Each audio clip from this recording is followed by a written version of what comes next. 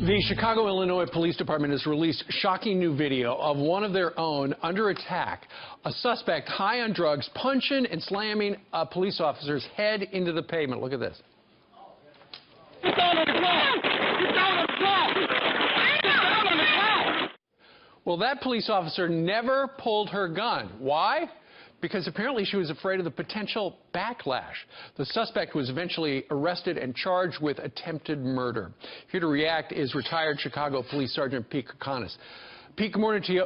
What do you make of, the very latest thing where a police officer now afraid to use her service revolver because she doesn't want the backlash that she might wind up in the paper in the morning? You can't have that thought in your mind when you're going out and working. You can't have that hesitation.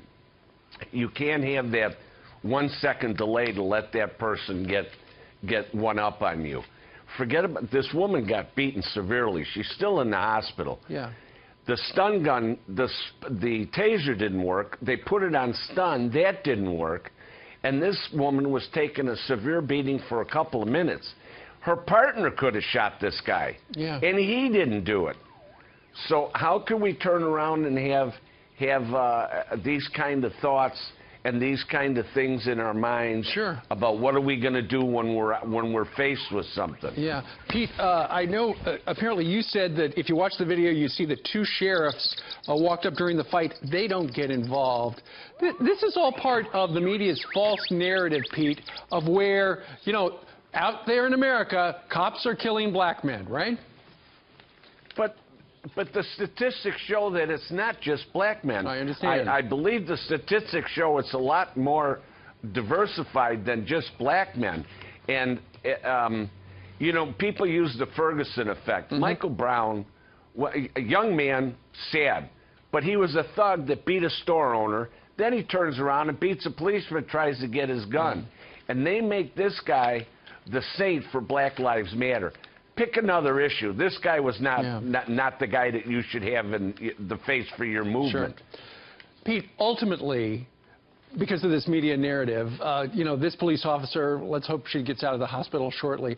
She was afraid, she's going to wind up in the news because she shot a guy. She's going to lose her pension. Her family's going to be ruined. Ultimately, you've got to protect yourself if you're a police officer and your life is in danger. Right. What this guy did fell in the parameters where this woman could have used deadly force. Her partner could have used deadly force. Any officer in a situation like this that's thinking about what the news is going to say, or is my career going to be over, or am I going to be indicted, or am I going to be going to jail, that's not the right thought to have in their mind. These young policemen are trained better than we were in my day. These kids have to react, and they know the parameters in which they can use, what kind of force they can use. And if you have to use deadly force, don't hesitate. Don't risk your life or the life of somebody else. I'm sure you wouldn't want a policeman to hesitate if a guy's got a gun on you. Absolutely not. I mean, forget about the backlash. I got to be worried about the life. Pete, thank you very much for getting up so early out there in Chicago and giving us your point of view on this. Thank you, sir.